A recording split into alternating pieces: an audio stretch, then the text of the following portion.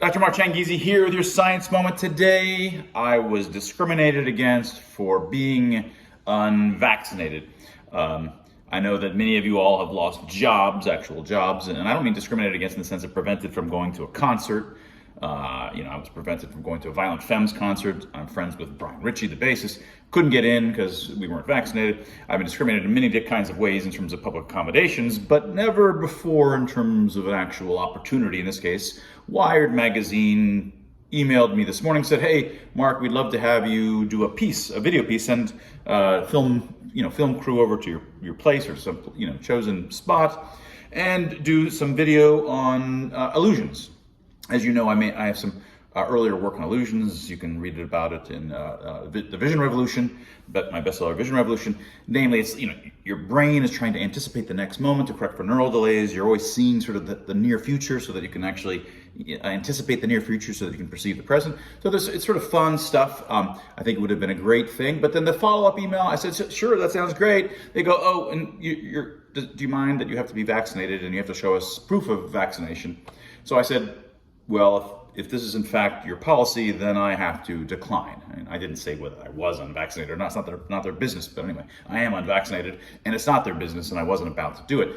So now I'm joining the club of millions of you who lost your job and or were forced to vaccinate in many cases through no fault of your own. You had no choice. You really couldn't afford to sacrifice your job and the opportunities, and your family depends on you. So my situation is much less severe and dear than yours, but did have a taste of it and had to say no. And this is of course, I've been discriminated against for being a denier, for being an anti-vaxxer, which I'm not, for pushing against lockdowns and masks and so forth, censored by the federal government, our lawsuit, censored by all of the journalists who even in as early as sort of early mid 2020 said, "Hey, let's," one particular journalist says, "We need to get an app so that we can make sure that we never cover Mark's stuff anymore." To say, "Oh, let's not buy any of his books or cover his books." And in fact, that's what they have done. Dr. Jim Barber and my book, Expressly Human, 10 years in the making, my 6th book, and I've had bestsellers before, covered in Wired, and I used to even write for Wired, covered in all the magazines, New York Times, not covered this time anywhere.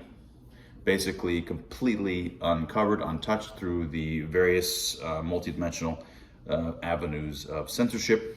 And now what could have been potentially some sort of, en passant coverage by virtue of just talking about illusions unrelated to emotional expressions, stop because I'm not vaccinated, because I'm clearly very unhealthy and need to be vaccinated.